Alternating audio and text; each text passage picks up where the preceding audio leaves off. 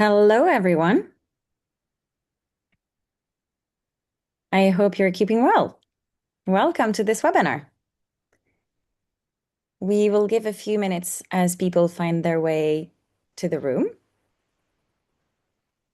I can see some of you are coming in. That's good.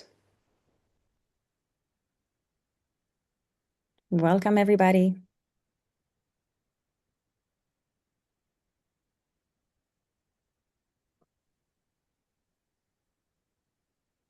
If you can hear me loud and clear, would you pop a message in the chat to let me know you can hear me well? Good, good, good. And while we are waiting, let's do a quick weather check.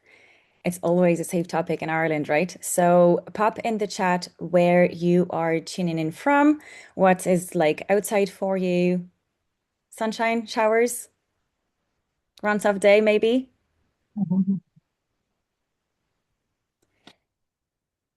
Dublin, Trolley, bright here in Cork.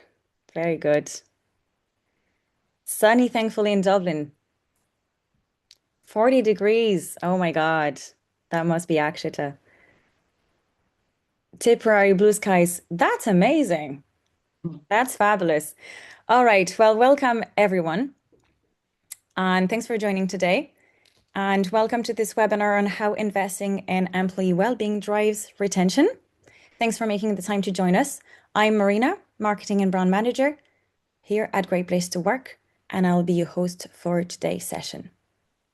I can see in the chat some of you have some echo when I speak, so I'll just try to mute myself and start again. If this is something that everyone else has, just let me know.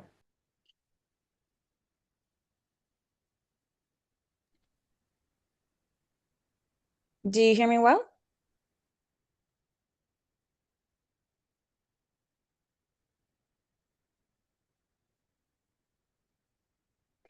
Okay, it sounds like for some people it's loud and clear. So we'll carry on, and the recording will be available afterwards with the slides. So if you want to access back to whatever is being said today, you'll have everything accessible by email afterwards.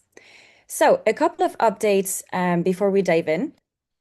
Very relevant to today's session, we have just released our latest report about employee retention and the critical role of well-being. It is packed with data and insights from the best workplaces for health and well-being and how well-being directly impacts retention, engagement, and performance.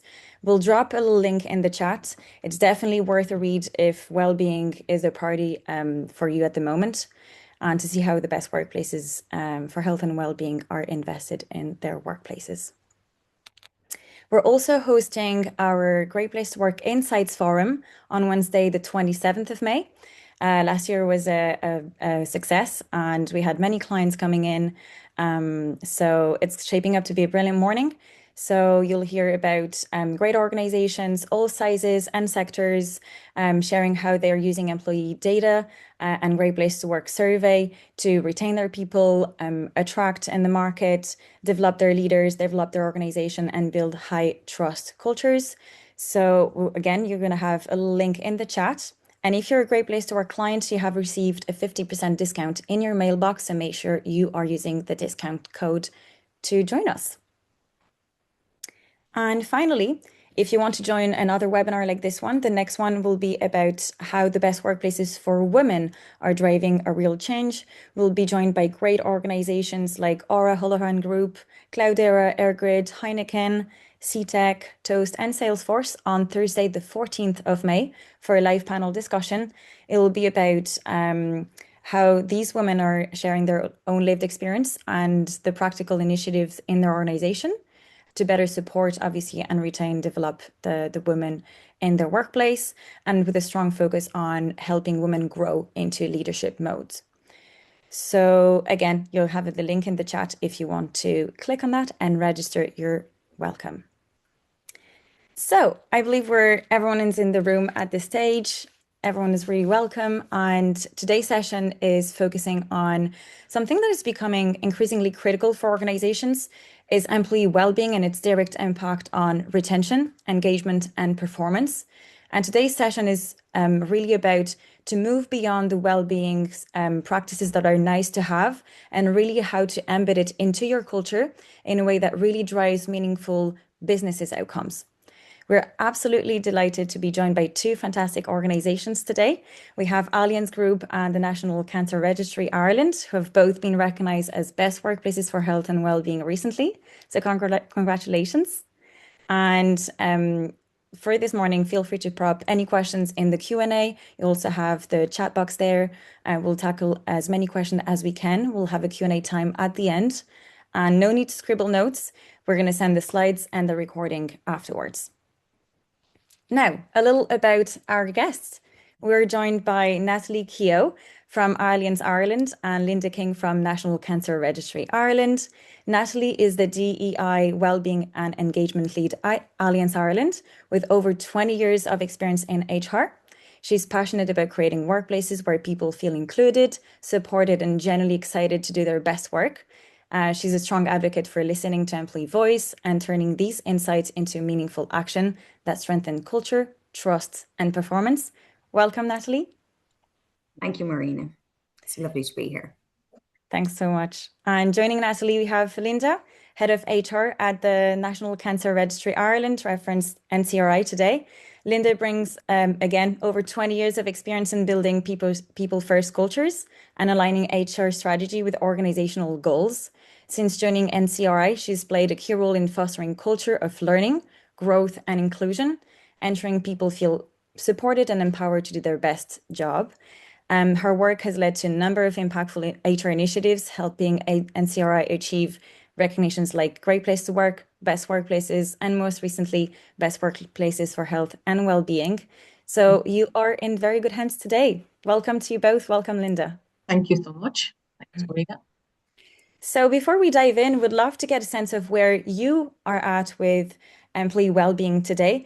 So we'll launch a couple of quick polls for you on your screen. So the first one is, where are you at in the implementation of health and well-being for you people in your workplace? Are you starting out? Are you in progress, well established, or advanced? And then how impactful would you say your health and well-being approach is to support your employee retention? Is it extremely impactful, moderately impactful, or then not impactful at all? We'll give a few seconds for people to enter these questions, and we can see already a lot of results coming in.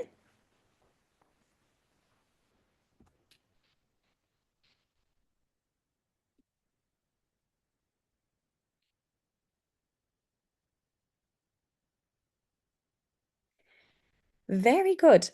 So we can share the results of the poll now. So where are you at with implementing health and well-being in your workplace? Most of you are in progress, and some of you are starting out and well established. For today's session, we're going to go through practices and insights and initiatives that are good for anyone starting out, but also anyone who's invested in well-being in their organization already. And most of you consider it's moderately impactful, and some of you actually consider it's extremely impactful for your employee turnover. So we'll see today the link between the two things at Allianz and NCRI. Thanks very much. So Linda and Natalie, today you have a mission is to help organizations understand what meaningful investment in employee well-being really looks like in practice in your organization and how it drives retention. We'll start by giving a quick overview of what each of you have in place in your own organization, and then we'll move to questions. So Natalie, over to you. Thank you very much. I'd just like to start off by saying it's a real honour and a privilege to be part of the panel this morning alongside Linda. And I want to thank the Great Place to Work for all the hard work that they do. They've been instrumental for us on our journey over the last number of years. They've really helped focus and help us understand our people more.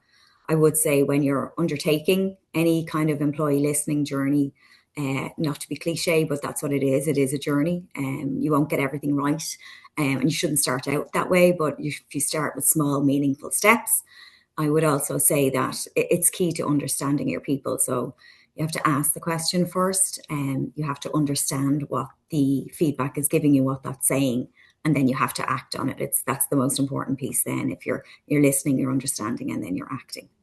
Thanks very much, Natalie. I wouldn't have put it better. So thanks very much for that. So I just will start the slides there, if that's okay. So ourselves in Allianz Ireland, we are a general insurance company, and the Allianz Group operates in 70 countries worldwide. And we've been in Ireland, though, 100 years plus, people may not know. We've been on the Great Place to Work journey since 2023 was our first time that we undertook the survey, and we were certified that year. And then we've gone from strength to strength, and we have been very lucky to be acknowledged as a best workplaces for the last 3 years as part of our journey, and also best workplaces for both health and well-being, and for best workplaces for women. So if we just start the first slide, please. So when we're talking about our Great Place to Work journey, the key is the first measure of engagement is the response rate, and our response rate has steadily increased over the last number of years. So last year we had 91%, which is phenomenal in terms of engaging with our people. And that's a clear message from our CEO, I would say, that it's the good, the bad, and the ugly. We want to hear it all, because you can't understand what you're doing well or where you need to improve without that measure. So I would say it's something that's sometimes overlooked. You don't need to get those kind of numbers to understand your people, but I would say the more people that you can encourage, the better. And then the other key fundamental part is trust. Everything is based on trust.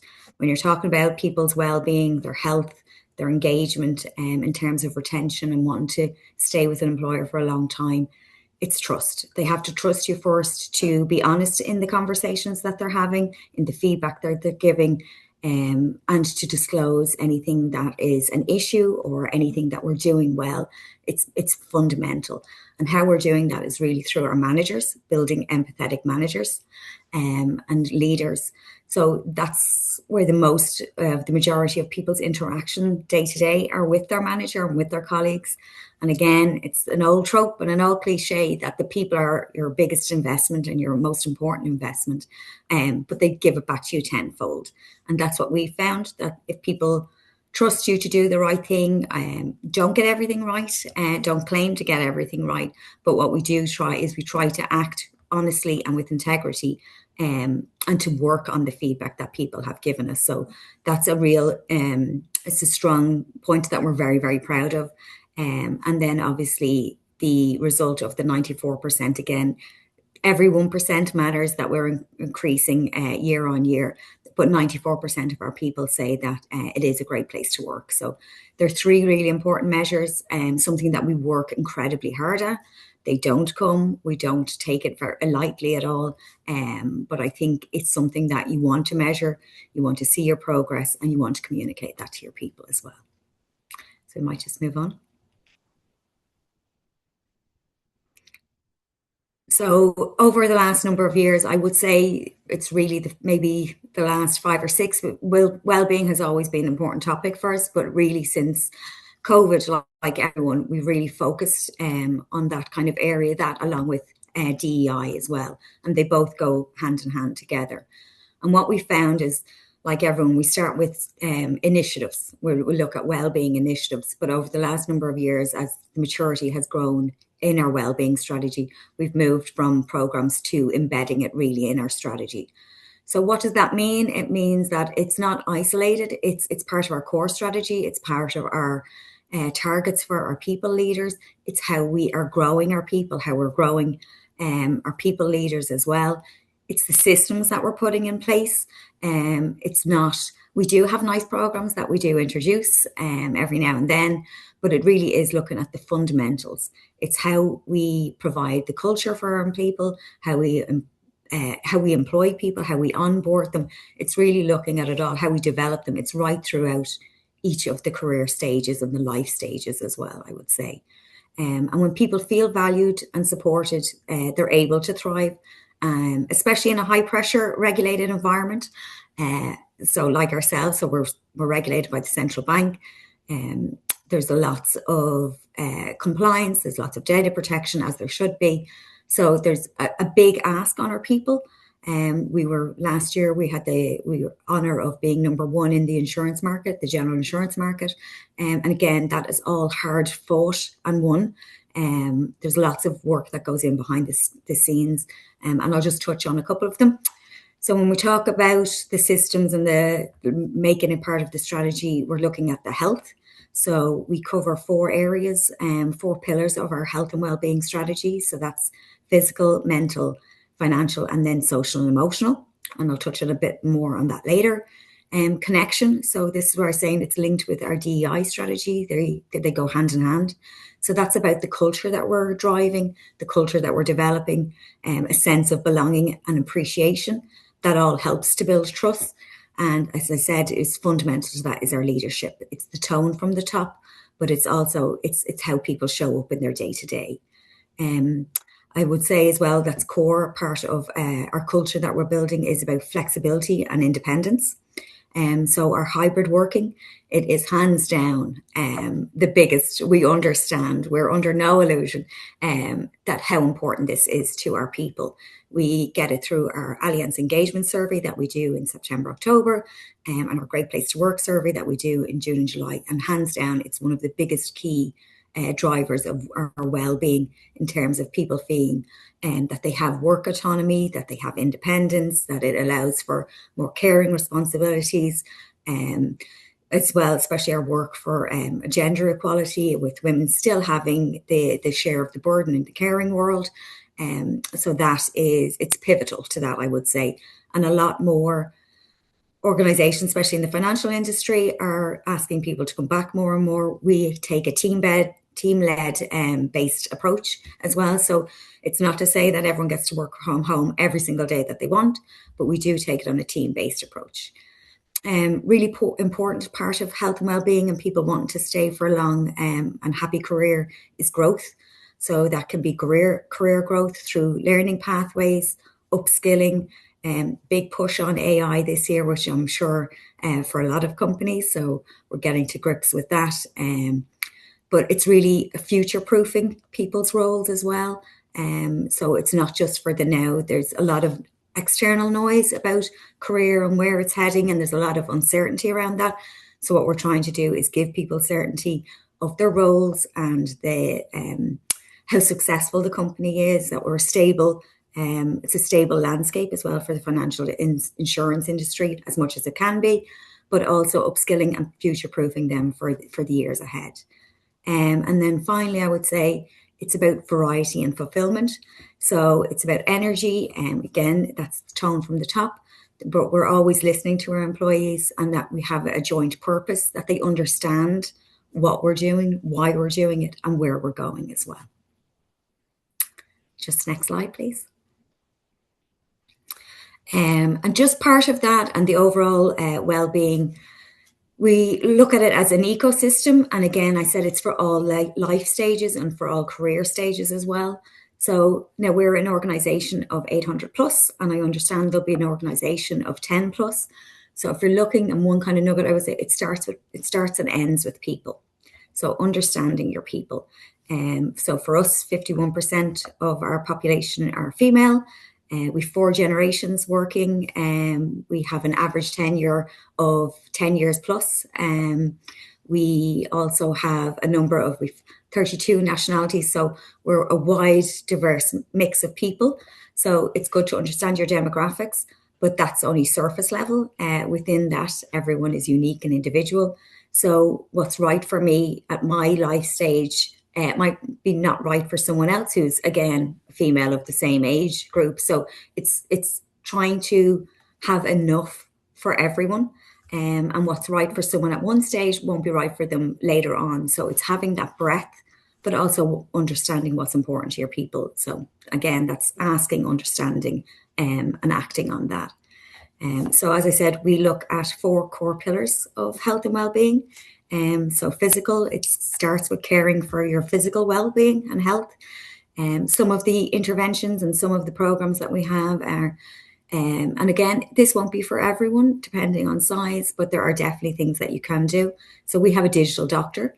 In a world where it's now impossible to get a doctor's appointment, having that online care that people can access 24/7 is a real game changer for us.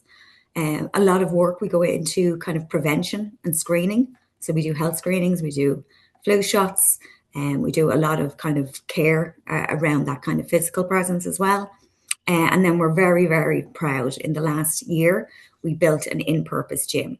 So we've been getting feedback that people wanted gym membership contributions, and we said we can do this, but in the world of changing and what kind of organization we want to be and the culture, and also that when people are coming in that they can use it.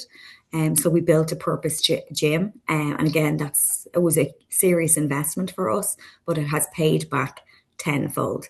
It has been phenomenal the last year, the feedback that we've had on that. But also it's about building the sense of community. So we have people that are first time to Ireland. We have people that are maybe adult children living at home and they need that kind of social, and they're not getting it from the hybrid maybe. So that's what we said, if we're creating a space. So it's not just the physical that we're looking after, it's also the social and emotional there as well. Our social emotional, we do a lot of in-person events as well. We try to get that balance and why people are coming into the office. There is a loneliness epidemic under 25s that people are not talking about enough. It was always seen that it's for older people, but it's not. So we do see that, and we're trying to structure work and autonomy around that, but also that people are interacting and they have that kind of mentorship and recognition programs as well. Financial as well, helping people plan for the future, for a more prosperous tomorrow. So when we look at our financial rewards, our pay, but it's about the whole remuneration, and that they have choice. It's, again, for life stages. We do press upon, because we're an insurance company and financial, that pension is important. But also it can be a hard achievement for some people at the early stages of their career. So we do understand that. And so we have flexible benefits there. And then one of the most important of all is the mental health wellbeing pillar. So again, it's about the culture. We do have wraparound supports that we do employ. We do have things like menopause champions, but we also have mental health first aiders, and we have 30 something plus mental health first aiders that are trained through St. John of God's.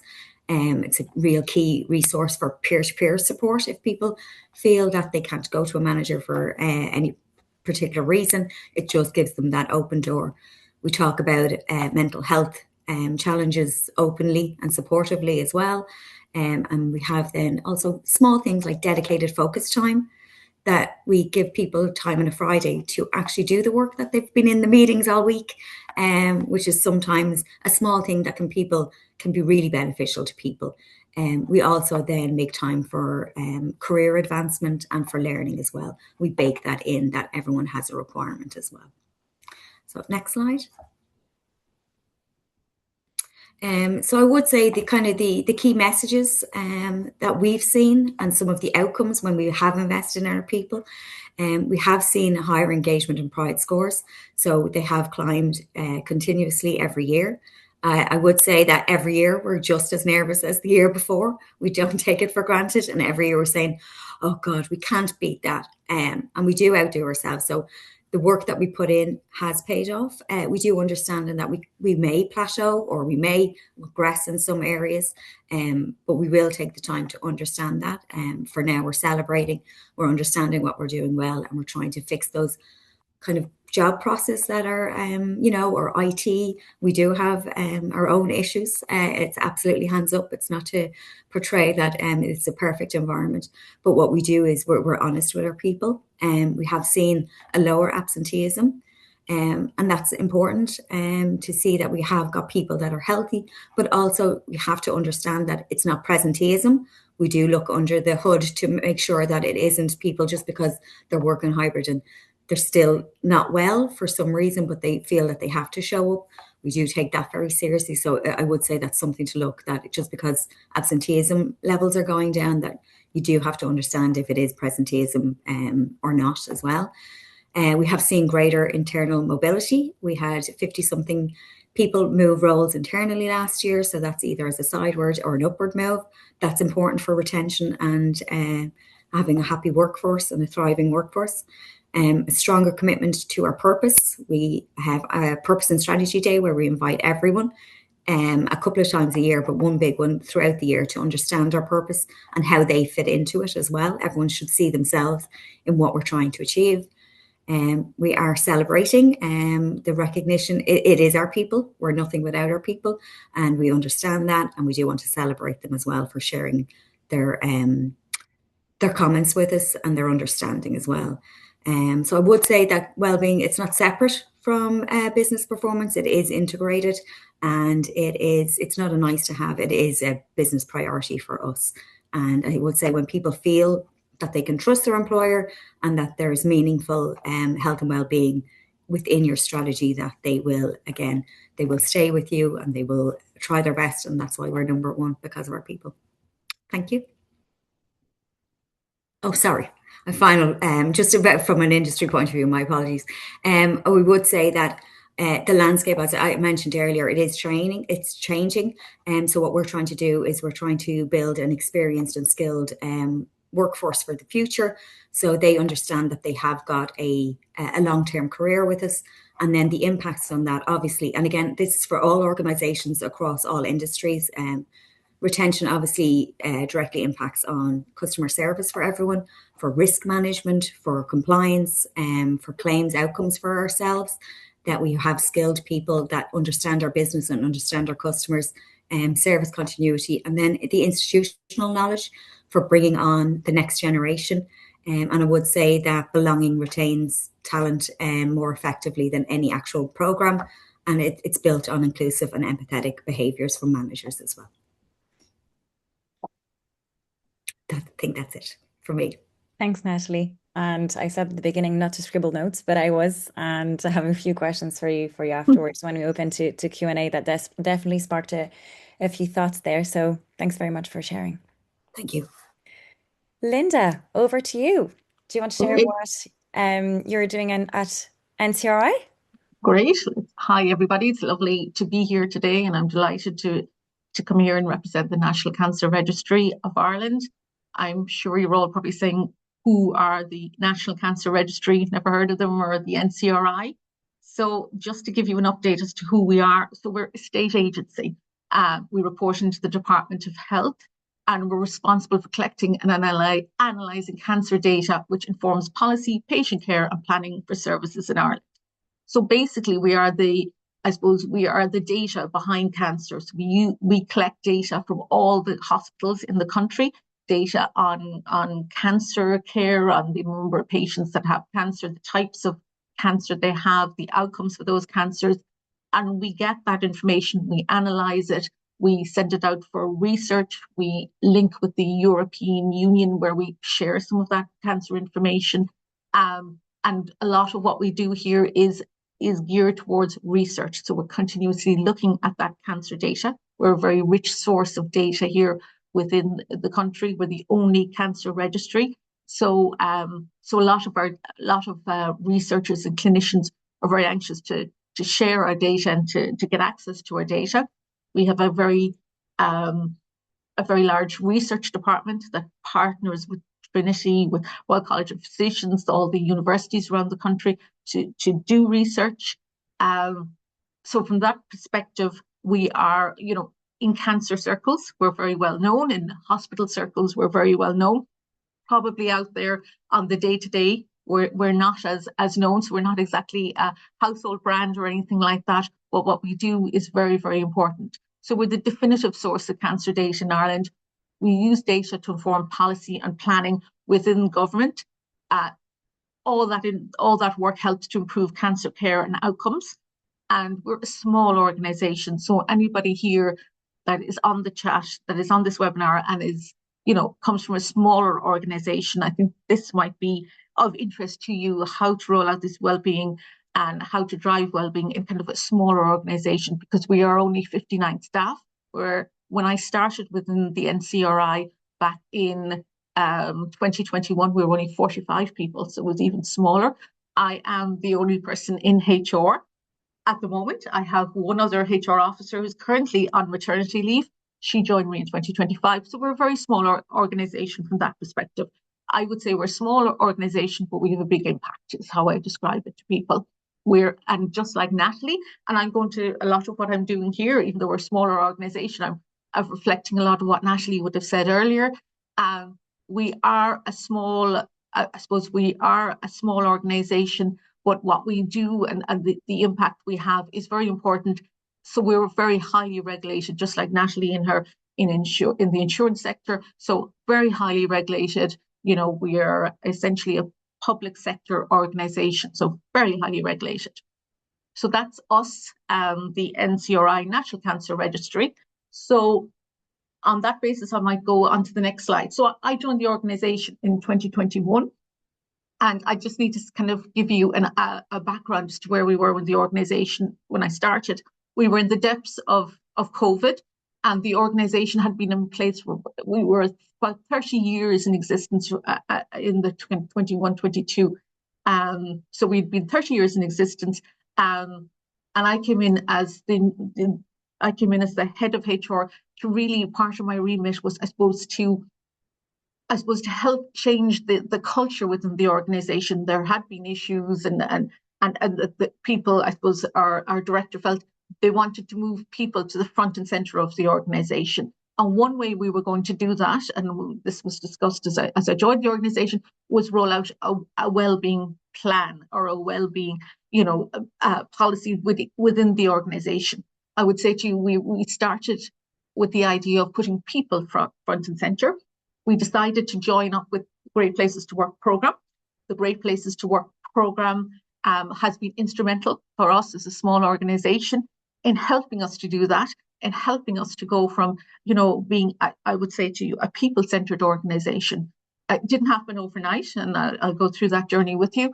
But over the 5-year period that myself and Maura have been here, certainly has been absolutely, it's been fundamental really to us moving from, when we did our first survey in 2021, and we scored 55% to now in 2025, and our overall score was 89%. So we've moved hugely, and it has so helped us. And as Natalie said, when you listen to people, when you ask them the questions, and when you actually listen, the listening part is really essential. Really that's the starter. I mean, it just all rolls on from there. And nothing happens overnight. And you'll see that I kind of really wanted to get across in this presentation. In a small organization, it doesn't happen overnight. It's taken 5 years really for us to get to where we are now. So anybody on this journey in year 2 or 3, it takes time. Don't lose faith. You will get there, is what I'd say to you. Keep doing, keep listening, keep asking, keep listening, and keep responding to what you're hearing. So I'm going to go back over like the last 5 years. And when I did this, again, I've done this as if I had a plan over the 5 years. I didn't hugely have a plan, but this is how it evolved, is kind of what I'd say. So if we can go on to the next slide. So thanks so much. So in 2022, really, we started. So I started in 2021, just to say, with the organization in 2021. We did our first Great Places to Work survey, and there was obviously issues. One of the things we knew, we needed to move people to the center. We needed to change the culture.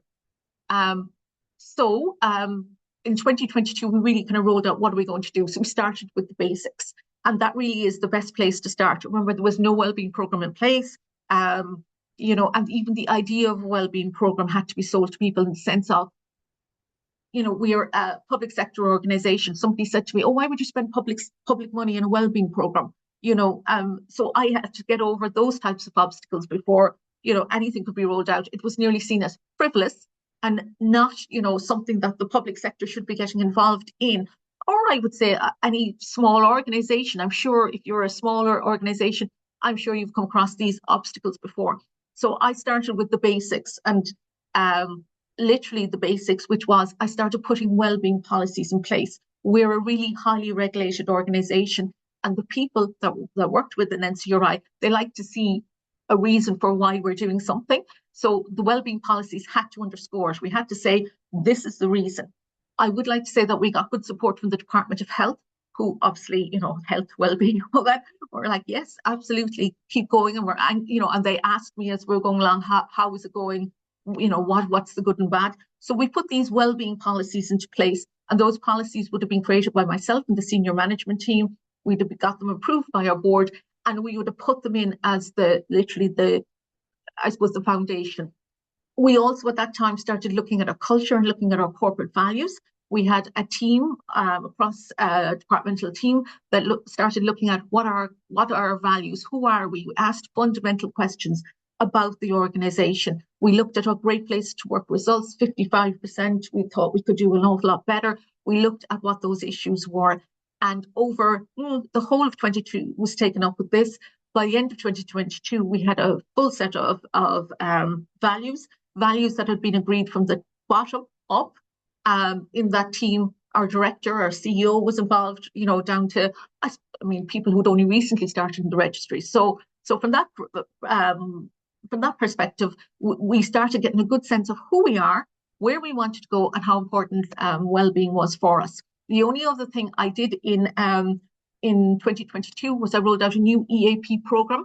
I used Spectrum Health and Wellbeing, and that was of interest. Now, it's not hugely, I would say, people use it sporadically, it could be used better, but certainly having an EAP program in place was important. So we rolled that out in 2022. There hadn't been a program there previous to that, and we had it on a digital platform. So that was it, basics. Really basics now is where we're at in 2022. And then the next slide in 2023 kind of started a little bit of a holistic approach. I would completely agree with Natalie, the blended working policy. And I knew at the time, our blended working policy, we were either going to thrive after it went in, or we were going to literally die. It is the cornerstone. I cannot tell you how important it was to get that right. And anybody who is rolling out one, you cannot spend enough time, you cannot talk to enough people, you cannot take on enough opinions to really get one that works. Our policy was rolled out on a 6-month basis in 2023. Again, we're coming out of COVID, people were coming back in. And again, there were there were people that were working here for 30 years, that were working here for 1 year, all had a different approach to blended working. We finally got a policy in place that was fair to all. And it remains, the same policy remains in place today. We've had a few little tweaks to it as we've gone along, but it remains that was a cornerstone. People really felt like once they knew that blended working was there and was going to be there going forward, that it was going to, it certainly improved their well-being. It allowed them to plan their weeks better. We got better at planning and organizing, meetings and I'm going to skip down to technology. We got really good technology in place with our teams. Our IT team were excellent at doing that. So people started to feel more connected. We had, we gave training on, webinars, how to do webinars, how to communicate. So that was really important. So we looked at that. I started then to look at other pieces of wellbeing. I started obviously embedding in when our joiners arrived, embedding well-being in that. And I also started looking at our levers, which was an issue that came up actually in Great Places to Work, where people who retire, remember, we're public sector, people who are 30 years, they're reaching 60, they could work till they're 65. Really, we gave them no support as to this big life decision. Do I leave? Do I stay on? What do I do? And certainly our retirements, we've probably had 10 to 12 retirements over the last number of years. So we've been lucky that we've got a retirement planning course. I think it's the Irish Council for Retirement. I can put up the link to it. And certainly, so we've kind of given them training, given our retirees training. And what has been wonderful is all those retirees are kind of still part of our ecosystem, and they come back to us for celebrations, etc. So we really did focus a bit on that. in 2023, and that's really paid dividends. I think this has been crucial. We added wellbeing to the agenda of our senior management meetings and our audit and risk committee meetings. So I would go in and give an update what we're doing, where we're going, all that, and that was essential. That was essential to embed it strategically within the organisation. It wasn't a nice to have. It wasn't it's something that we can have and and drop and pick up as we suit. So it's something that's absolutely embedded within the organisation. Now our wellbeing committee actually gives the update to the ARC instead of myself or Maura. So it really is part of, and people expect us to tell them where we are, what's happening, what's the plans for the coming year. I didn't form a wellbeing committee until 2023. I wanted to choose very wisely who was going on to that committee. And that was the committee that organises the events.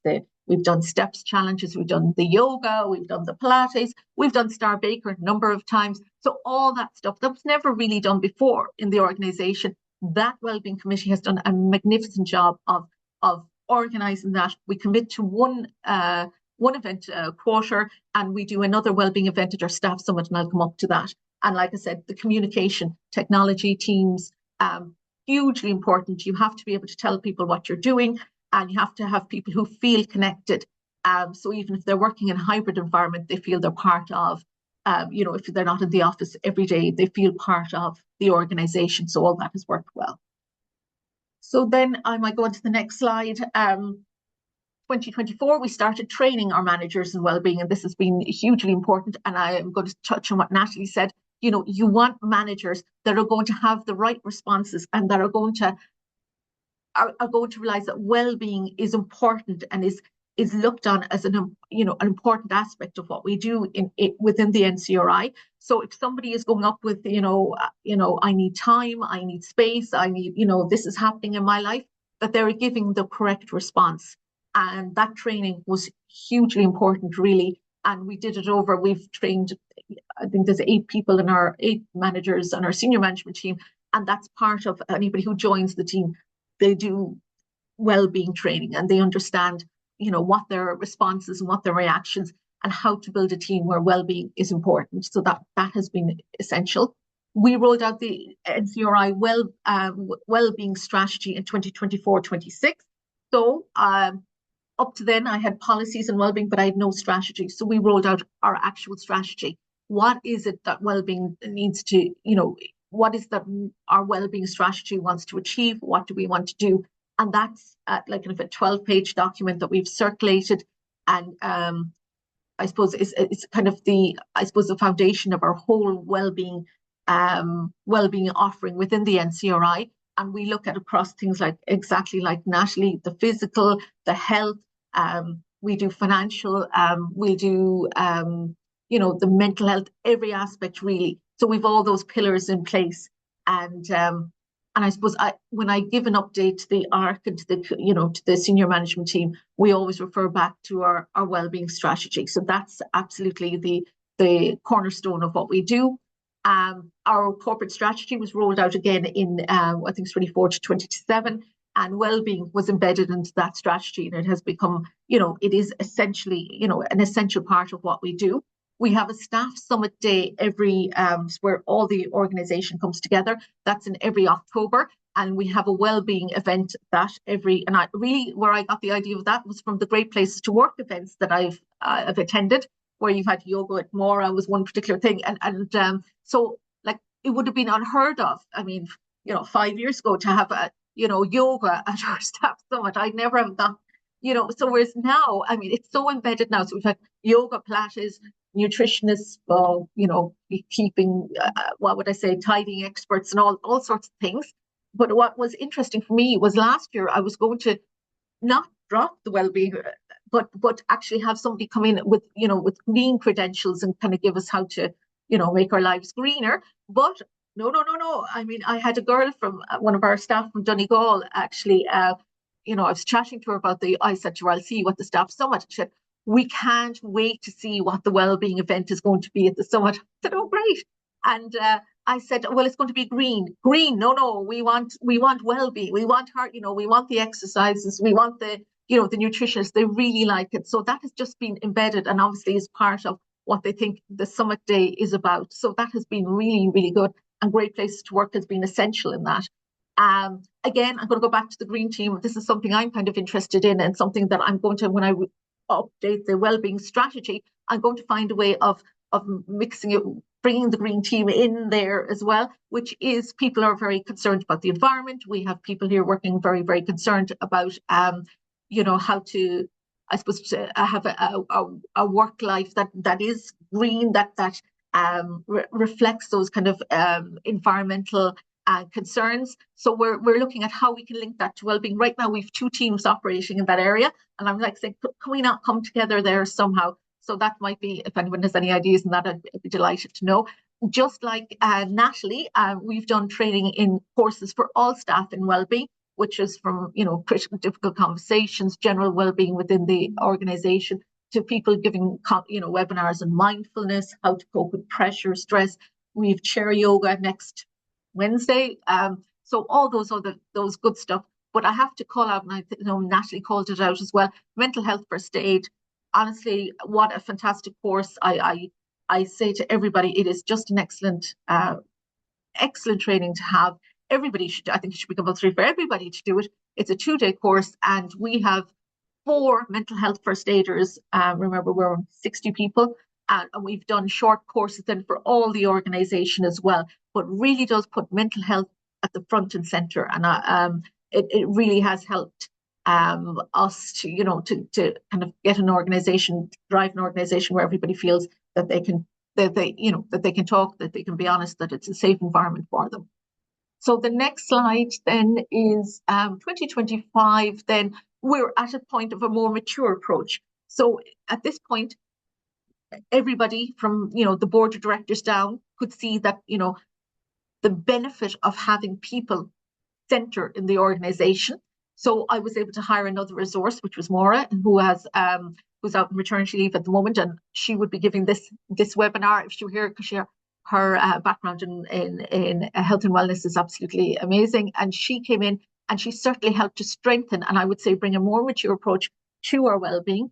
Our wellbeing committee is hugely established. We have a rhythm and a pattern. We know when the meetings are taking place. We know that every quarter we need to have an event. We know that we need to have a decent event for the summit. We know that World Wellbeing Day we need to have an event for. So it's very much now in a pattern, and that's exactly what we wanted.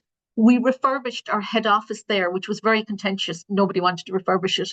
I linked it to wellbeing and said, we need to have a brighter office. We need to have an office that reflects our the way we work now, which is blended working. We need pods. We need people to come in, and exactly. And unfortunately, Natalie, we didn't get the gym, which was a disappointment. But anyway, so we really did, just like you did there in Allianz. How do you bring people into the office and make it more attractive? Linked to wellbeing. And and that's been a real success. We're at the very tail end of that. So that's been a huge success. A visitor came in the other day and said, "Oh my goodness, how bright your offices are!" And it's a lovely place to come to, and that's what we really wanted for people, and for people to feel it was an organised. It's not chaotic. Where's this? Where's that? And we bought a lot of greener credentials into it as well. Less printing of paper. Even if you want to buy something, buy a chair, we kind of think, well, is there another chair? Where we're thinking about, our impact on the environment. Can I just say the one thing that didn't, and I really do want to say to people, this was ups and downs in our wellbeing journey. Like, can I say, the one thing that didn't work was corporate volunteering. So it had come back in the Great Places to Work. People wanted to there was comments and that people wanted to get involved in volunteering. Remember, we're cancer is what we do, cancer data. So people wanted to get involved maybe in cancer charities. I just couldn't get that past our board. I don't know whether it was the way I presented it or the way it was felt like it was almost a step too far, that we were linking NCRI with a charity, and that, there was just question marks. Should we link with a charity? Which charity? How do we choose the charity? We are a public sector organisation. So I did up a policy. I had a team there helping me to do the policy. And it just didn't get past the last, I suppose, the last hurdle. It's something I'm going to go back on. It's something I think is very important within certainly within our organization. I think it's important. Sometimes it is just a step too far. And I would say that for well-being, you do need to take it in stages and take it, the idea of moving. And for me, well-being is moving people into the center, and that takes time. That's not done overnight. So that's pretty much it. So the next slide then is really our success. To be successful at well-being, what does it take? And this is, Natalie has said this, you have to be authentic. It's not a box ticking exercise. It has to be across all aspects of your organization. Not everybody has to come with you, and that's important, and that was important in us. I still get feedback when I go out, and I always survey. We always survey after an event, and obviously we have our annual Great Places to Work survey as well. I still have people saying, public money should be spent on yoga for staff, and that's fine. That's absolutely fine. But the reality is the vast majority of people see this as absolutely important. Our staff are telling us.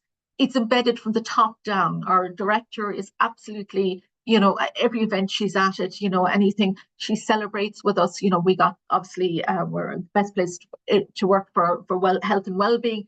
And we have a celebration plan for that. Deirdre will be there at the front of that.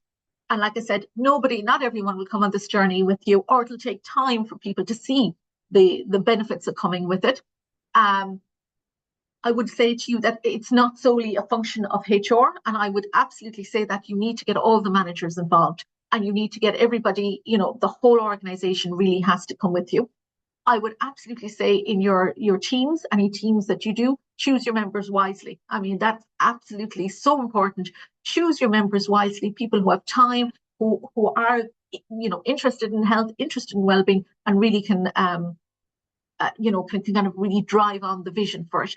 Set your budget. So if you're starting out, those 20%, I think that we're on this call, that we're starting out, talk to your finance people, get a budget for the year. So important. And the last pieces of advice I have on it is enjoy it. It's well-being. We should be enjoying it. We should, it should add. It shouldn't be, oh God, we have to plan something. Oh God, it should be. And I always say that to the team that gives their time to it. Let's enjoy it. Let's have, fun with this. So that's really important. And my very last slide, and I'm sure I'm over time there, is the benefits of the Wellbeing Programme. Can I say this? And I'm going to say benefits of the Wellbeing Programme / the Great Places to Work. Quality of the people we're hiring. I said here now, we're NCRI, we're an employer of choice, and I'm sure everybody on the call is saying, well, I haven't even heard of you, so I don't know how you can be an employer of choice. Well, the reality is, within the cancer, within the data, within the epidemiology world, we really are an employer of choice. When I started recruiting in 2021 for the NCRI, I mean, it would take 2 to 3 recruitment processes before we'd hire people. Now we're getting the quality of our people that were coming through, and we're getting people with, masters, PhDs. It has been a complete transformation, and everybody is saying this. And I would say it's not one thing, but certainly our Great Places to Work program, our Great Places to Work awards have made a huge, huge difference to that. And it's really, every time we go out, we get people now. And even when we go out, we even have people we know are interested, and we say, people are coming from all different types of backgrounds to join us. Our retention rates are excellent. I have that there, but our retention rates, like we had one retirement in the last, 7 or 8 months, and we've had one previous to that. We'd one person going. She went to a program in Italy and actually wants to come back now. So the retention rates are absolutely excellent. And why, as Natalie said, we're giving them opportunity. We're putting them front and center of the people, and that's made all the difference. We've been voted a best workplace 3 years in a row, and I absolutely believe, that has absolutely been the cornerstone as to why we've gotten great publicity. I'm a small organization on a call here with all of you today. It really does. The Great Places to Work program, I think, as an organization, has given us, the one thing it gave us was confidence as well. As an organization, we are a great place to work. Yeah, we're a best workplace. Yeah, we're best workplaces for women. And, that comes from the staff. It comes from the feedback. And I really did feel that gave people real sense of, owning it and wanting to work in an organization like the NCRI, and realizing, my goodness, this really is a best workplace. So I think, is that it? I might have one more slide. Is that it? And that's it. Yes. Thanks So very that, much. Thanks yeah, very so much, that's Linda. basically it. And thanks, Natalie, as well. It was really, really insightful and real practical takeaways from both of you from an organization, a large financial organization, a smaller state agency. So it really shows that it's no matter the size of the sector of the organization, it's critical to invest in your employee well-being. We have just a couple of minutes to take one or two questions there. Both of you have really reinforced that idea of going beyond that kind of one fits all approach. How do you make sure you train your managers so they adapt to everyone there? Um, Do you want me to go or? yeah, you can. Sorry, I've lost it. Sorry, I lost the thing. Yeah, you go first. Absolutely. Um, it's bringing them to the table to understand being a people manager or people leader is an extremely difficult role. It's one that I don't think people understand until they're in it. Everyone thinks I can be a manager, I can do that.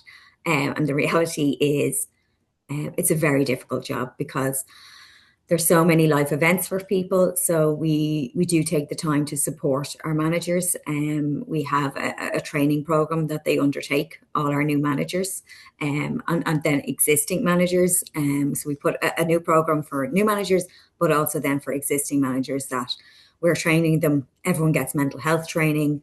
We have resources on. I saw one of the comments on menopause. Yeah. So again, it's about life stages, and it's Mm. about starting uncomfortable conversations. They're only uncomfortable at the start. We talk about suicide and the male kind of unwillingness to talk about mental health. We get in conversations with that. So lots of resources and supports for managers, training them, but also that they can have to hand approachable HRBP. Our HRBPs are embedded in their business units. They really are as a support. But we find that you can train people, but the training is for a point in time. It could then they might not use that kind of conversation for 2 years' time. So it's having the resources to hand and keep talking to your managers and keep supporting them. Very good. Thanks, Natalie. And if there was one thing, probably Linda, when you started, as you have a small organization, I know there are several in this call today. Where do you start? If there's one thing to focus on, probably with a lower budget, where do you start? Where do you focus on? Um, where do I was lucky in the sense that we had done when we started rolling out the wellbeing, we had the Great Places to Work, the first the first survey. So I had feedback from that, and I knew kind of what the issues, what people wanted, what they didn't want. But if I was starting out this, like I would actually say that the for me, it what really was putting it in from a strategic, it's getting buy-in from the managers. I think that was the most important thing. And as Natalie said there, getting the training for them and getting them to understand. There's loads of training out there and all this, and whichever provider, but getting a sense of you are responsible for this as a manager, and you are going to get all the supports and resources to help, and I'm here and Maura's here. But it is definitely giving them that level of training. It's not just about, and we're a KPI driven organization, all that managers are, it's not just about that. It's about having, as Natalie said, those conversations. So I would say to you, I'd start with the managers. I'd probably start with the managers and start with the training, because I think it does begin and end with them. If you can get them on side and get them, trained, I definitely think that's once I felt I had them on side, everything else rolled in. Yeah, so really listening to your people, whether it's through Great Place to Work or another method, really listening to your people, what they need, Absolutely. and then Yeah, adapting that and cascading to your manager, training them, equipping them absolutely. to Yeah. support them. Yeah. Fantastic. We have a few questions like about the program you use for mental health, all of that. I know we can't assess everyone's question because it's unfortunately it's time. We'll go through these questions. I know Kevin, for example, you asked for Linda, what are the mental health first aid courses? We'll link back with Linda, we'll link back to Natalie if there Absolutely. is any Yeah. specific needs that you Yeah. have. Please let us know in the chat right now, or give us a little email afterwards, and we'll link back to Linda and Natalie and hopefully get what you need there. So thank you so much, Linda and Natalie, for joining today. Really, it was full of insights. Thanks very much, and I hope you have a good rest of the day. Great. Thank you, everyone. Thank you so much. Thanks, Thanks. Raina. Bye, Thanks. Bye. everyone. Take care. Bye. Bye, Natalie. Take Bye. care. Bye. Bye. Bye.